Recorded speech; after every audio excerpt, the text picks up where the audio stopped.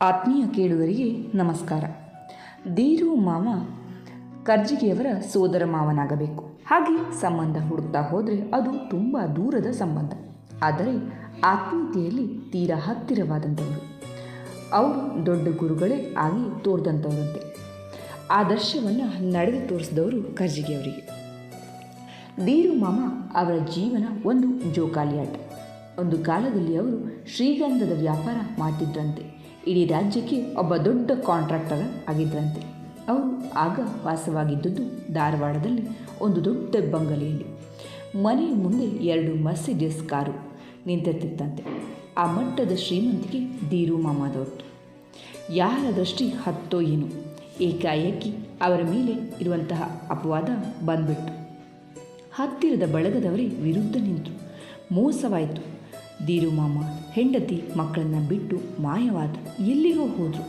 ಇಲ್ಲಿದ್ದ ಬಂಗಲೆ, ಕಾರು, ಆಸ್ತಿ, ಬಂಗಾರ ಎಲ್ಲ ಹಂಚಿ ಹೋಯಿತು.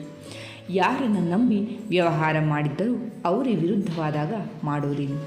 ಕೆಟ್ಟು ಪಟ್ಟಣ ಸೇರು ಅನ್ನುವಂತೆ ದೀರು ಮಾಮ ಕೂಡ ಮುಂಬೈ ಸೇರಿದರು. ಅನಾಮಿಕನಾಗಿ ನಿರ್ಗತಿಕನಂತೆ ಸಿಕ್ಕ ಕೆಲಸವನ್ನು ಮಾಡಿದರು. ಅಂಗಡಿ ಮುಂಗಟ್ಟುಗಳ ಕಸವನ್ನು ಬಳಿದರು.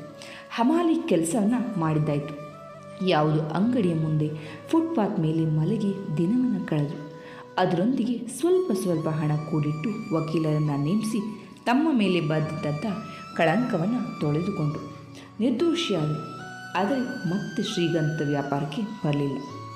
ಮುಂಬೈನಲ್ಲಿ ಪರಿಶ್ರಮ ಮಾಡಿ ಒಂದು ದೊಡ್ಡ ಬಟ್ಟೆ ಕಾರ್ಖಾನೆಯಲ್ಲಿ ಅತ್ಯುನ್ನತ ಹುದ್ದೆಗೇರಿದರು.